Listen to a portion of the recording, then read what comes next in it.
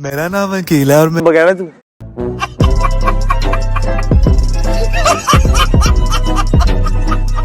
मेरा नाम आमना है और मैं बगैरतों को एक्सपोज करती रहती हूँ। ਇਹ ਆਮ ਲੋਕਾਂ ਦੇ ਸਮਝ ਆਉਣ ਵਾਲੀ ਗੱਲ ਨਹੀਂ ਹੈ। और आज मैं ऐसी खास किस्म के वेरीफाइड बगैरतों की फहरिस्त लेकर आई हूँ। अभी मजा आएगा ना भिड़ो। और ये खास किस्म की मखलूक तुम्हें और कहीं नहीं सिर्फ टिकटॉक पे ही मिलेगी। 2020 कोरोना वायरस की तबाहियों की वजह से पाकिस्तान में लॉकडाउन इम्प्लीमेंट किया गया था। लोग बेचारे घरों तक महदूद हो गए थे और ऐसे में एक ऐप पाकिस्तान में बहुत ही ज्यादा पॉपुलर हो गई।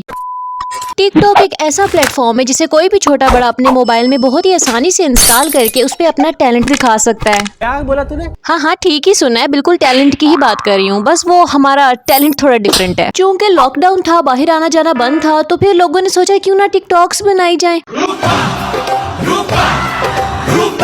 नहीं सबकी बात नहीं कर रही, सिर्फ उन्हीं की बात कर रही हूँ जिन्होंने खास किस्म का टैलेंट दिखाया था। पहले जब मैंने इनकी वीडियो देखी मुझे ऐसे लगा शायद ये एस्ट्रोलॉजी है, लेकिन गौर फरमाया तो समझ आया कि ये तो खुसरोलॉजी है। ये कोरोना वायरस को तो जरा साइड पे करो ना। इस लॉकडाउन के दौरान जितने वायरस घरों से निकले वो तो तुम पूछो ही मत। जैसे कि तुम सारे ही जानते हो पाकिस्तान में भी बहुत सारे लोगों में बॉलीवुड का कीड़ा पाया जाता है। तो बस फिर पाकिस्तानियों के हाथ एक ऐसा प्लेटफॉर्म लग गया था जहाँ पर वो अपने अंदर के सलमान खान और शाहरुख खान को जगाने की कोशिश में लग गए। और बहुत सारे लोगों में तो मैंने छोटा मोटा अजय भी देखा।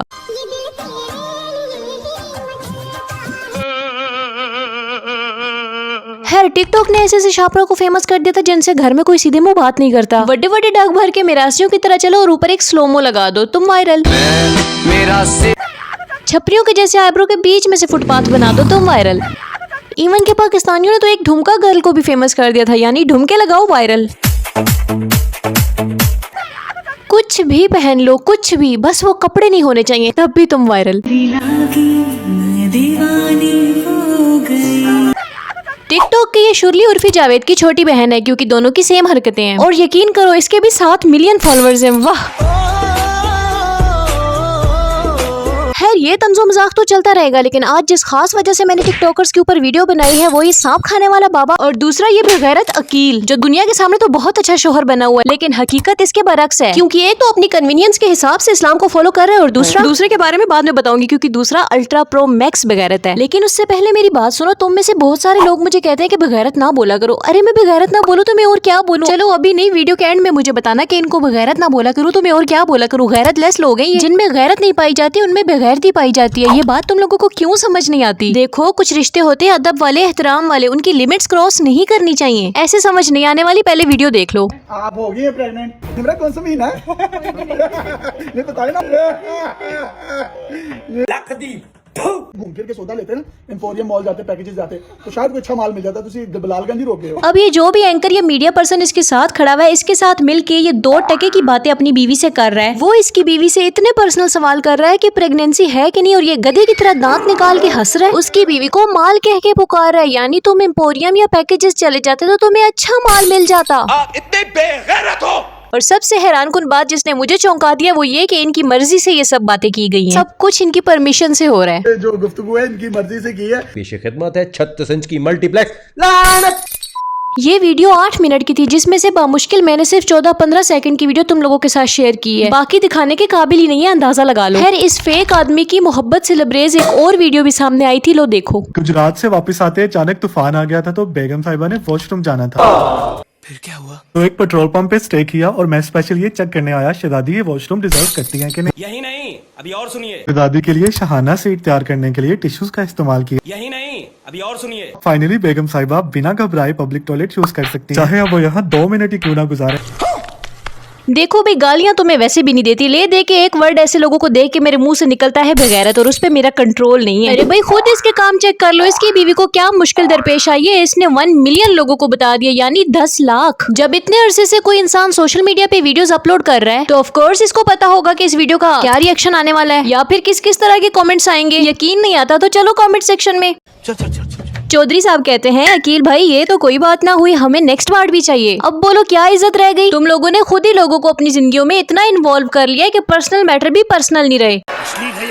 किसी ने कमेंट किया है मुझे पता है बहुत रश लगा हुआ है, मैं अपनी बारी का इंतजार करूंगा लेकिन गाली तो मैं दे के ही जाऊंगा। 100 बातों की एक बात, इनकी बीवियां थोड़ी है, कंटेंट है इनका। प्राइवेसी नाम की भी कोई चीज होती है, अगर इसको वाकई इतनी मोहब्बत है अपनी बीवी से तो ये चीज दिखाने वाली नहीं थी। लेकिन ये कुछ टिकटॉकर्स पता नहीं कौन सी दुनिया की मखलूक है, ये कुछ कहना पड़ता है वरना सारे ही ऑफेंड हो जाते हैं। खैर कंटिन्यू करते हैं। ये कुछ टिकटॉकर्स इस तरह के हैं कि इनमें प्राइवेसी नाम की कोई चीज नहीं है। अब इस कमल आफ्ताब को ही देख लो। एक सवाल ये बहुत ज्यादा होता है, नेक्स्ट बेबी। जब नेक्स्ट बेबी करेंगे आपको बता देंगे, मगर क्यों? आपको बता के करेंगे। क्या तुम लोगों को इज्जत या बेइज्जती से जरा भी फर्क नहीं पड़ता? जब कोई वीडियो बना रहे होते हो, उसको देखते हो, तो तुम लोगों को लगता नहीं है कि इस वर्ड को बीच में से हज़फ कर देना चाहिए या फिर एक रीटेक ही ले लेना चाहिए? लेकिन नहीं, इनको पता है कंट्रोवर्सीज तो ऐसे ही क्रिएट होती हैं, तभी तो लोग जलील करेंगे, तभी तो हाइप मिलेगी, तभी तो फॉलोअर्स बढ़ेंगे। लेकिन मसला जलील करने वालों का नहीं है, उनकी तो आंखें खुली हैं, वो तो समझ बूझ रखते हैं, उन्हें तो पता है ये गलत कर रहे हैं। मसला उनका है जो इनको आइडियलाइज करते हैं, ऐसे अजीब से कमेंट्स करते हैं। पता नहीं ये कौन सी दुनिया के लोग हैं जिनको बेगैरती नहीं लगती। कौन है ये लोग? खैर अब बात करती हूँ यूसुफ पठान की, जिसने अपने साथ साथ पठानों का भी नाम बदनाम कर दिया है।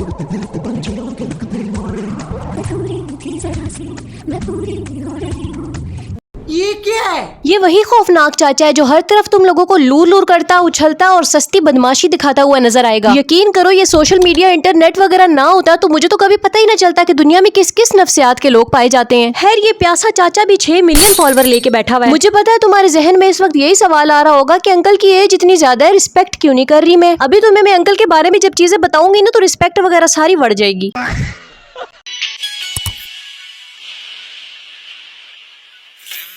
अंकल की बेगैरती सबसे ज्यादा टॉप पे पता है क्यों है? सिर्फ इस वजह से कि अंकल अपनी सगी बेटियों के साथ इस तरह की वीडियोस बनाता है।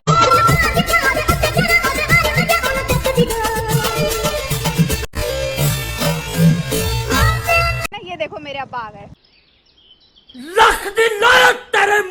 ये तो इनको तब पता चलेगा जब ये धोखे वाली आंख बंद हो जाएगी और हकीकत की दुनिया सामने आके खड़ी हो जाएगी। खैर सबसे ज्यादा रुसवाई की बात ये है कि ऐसे लोगों के इंटरव्यू लिए जाते हैं और बेचारे शेर से तशबीह दी जाती है। ये टिकटॉकर सिर्फ और सिर्फ अपने चलने की वजह से, अपने शेर की तरह भागने की वजह से फेमस है। ओ भाई मारो, मुझे मारो। ये मेरे पापा है और मुझे कहते हैं वीडियो नहीं बनाओ, घर में बैठो, लेकिन मैं जबरदस्ती वीडियो बनाती हूँ।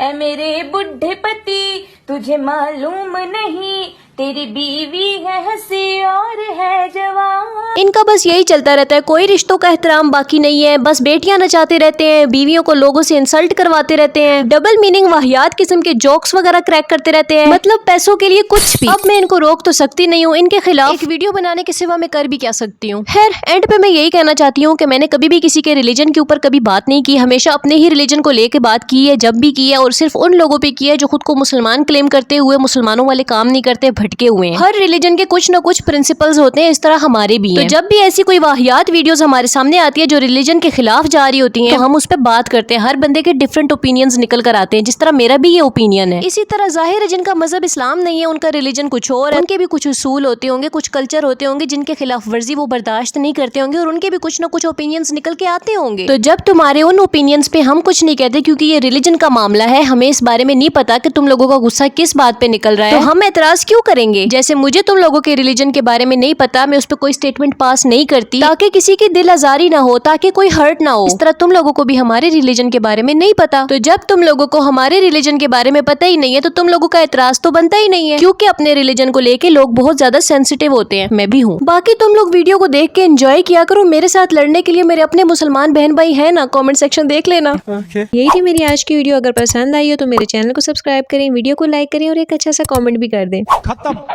लमकना लमकना, पकड़ना पकड़ना, पकड़ना पकड़ना, रू कर पकड़ना, लमकना लमकना, पकड़ना पकड़ना, रू कर।